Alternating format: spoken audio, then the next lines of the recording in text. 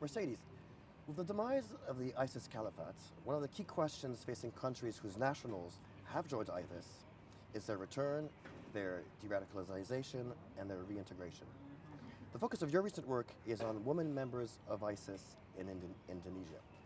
I'd like to ask you, what has traditionally been the role of women in violent extremism in Indonesia, and has it evolved and how? And so within the context of Indonesia, women for hundreds of years have played very active roles in violent extremist movements, both on the Christian side of the house and on the Islamic extremist side of the house. I focused on ISIS because of the recent trends in Indonesia with regards to Islamic violent extremism.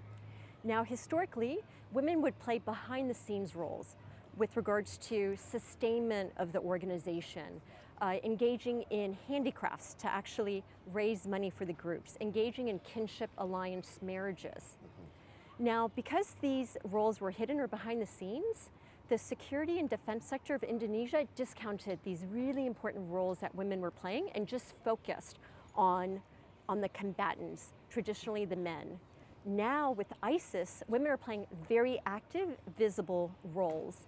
On social media, they're some of the best recruiters. They also are developing a tremendous content, and they're also engaging in suicide operations. One particular time period in Indonesia, May 2018, referred to the Black May, where you had 3 families with their children engaged in suicide operations in Surabaya. And this was a turning point in Indonesia with regards to recognizing the important role that women are playing, hidden and also visible. Okay. Generally speaking, what are the main challenges countries face in addressing the ISIS female threats at large? So one of the key challenges that almost every country faces is the recognition that women who support ISIS are actually a threat.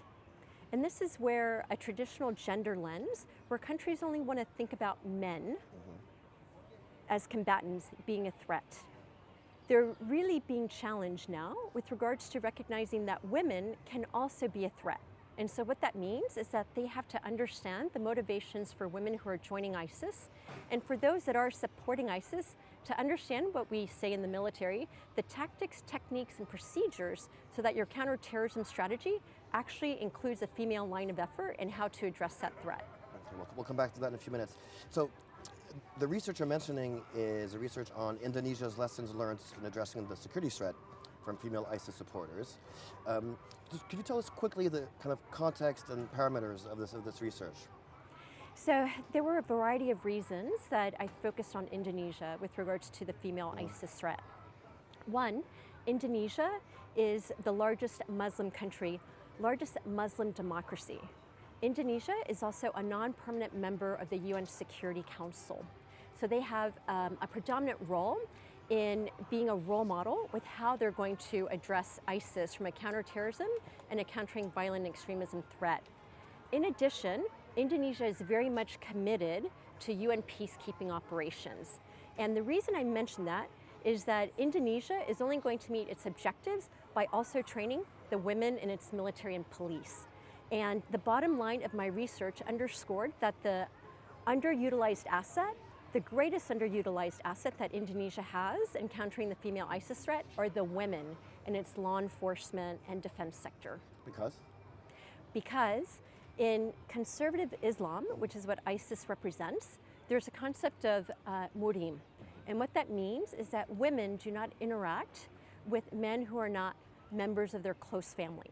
So what I saw in Indonesia is that you had law enforcement and defense continuously losing sight of the female ISIS supporters because they weren't able to conduct the monitoring, surveillance, and the tracking. And that is really critical when you're trying to keep track of a potential threat within Indonesia. Okay. You also mentioned in your research that former female deportees may actually pose a greater security threat than former returnees. So first of all, can you quickly remind us the difference between the two and what lies behind this finding? Yes. And so female returnees are those that actually made it to the ISIS caliphate. What's very interesting is that you have had about 54 women return from Indonesia, and they left the ISIS caliphate voluntarily. Okay. So from a counterterrorism, violent extremism threat, very low risk. The issue with the deportees and what Indonesia calls frustrated travelers is that they had a goal of reaching the ISIS caliphate, performing their hijrah or migration to the Holy Land. They did not make it. So they're frustrated, but when they returned to Indonesia, they responded to the call of Abu Bakr al-Baghdadi to actually conduct jihad at home. And so they found that they could still conduct jihad in their home. And so that's what you saw as the motivation for many of these ISIS supporters to undertake very deadly operations in Indonesia, as well as in Philippines and other neighboring countries too. Okay. In your report, you recommend the creation of Designed for Women de-radicalization programs. Could you tell us more about these types of programs? What works, what doesn't, and what would such a program for Indonesia look like? So it's really important to, one, understand the motivations of women for supporting ISIS, because it runs the gamut with regards to wanting to live in a pious Islamic society to actually wanting to join ISIS because they were going to get free healthcare and free education. So you have to understand the motivations first, and then you also have to understand what's going to be an effective way to actually counter-radicalize, de-radicalize. At the end of the day, you want to engage the individuals from engaging in violent action. You may not be able to change their minds, but you do want to disassociate them from violence. And I was going to ask you, so we're starting from scratch, if Yes. I understand. What would you recommend such a program look like?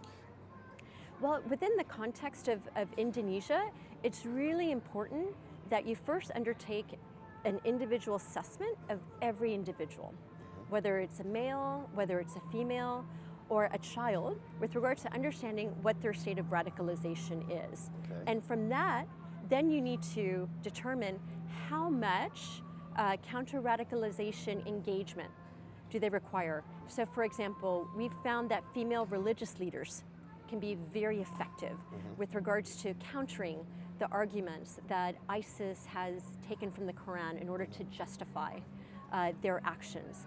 It's also really important within the Indonesia context to understand that radicalization is a socialization process. In what sense? And what that means is that ISIS has created an alternative social network. So they've isolated the individual from their family, from their friends, and they've brought them within their ISIS social sphere. It's really important to recreate an alternative social network for these women, so that when they're released from the rehabilitation reintegration programs or prison if they were incarcerated, that they actually don't fall back to their previous ISIS networks.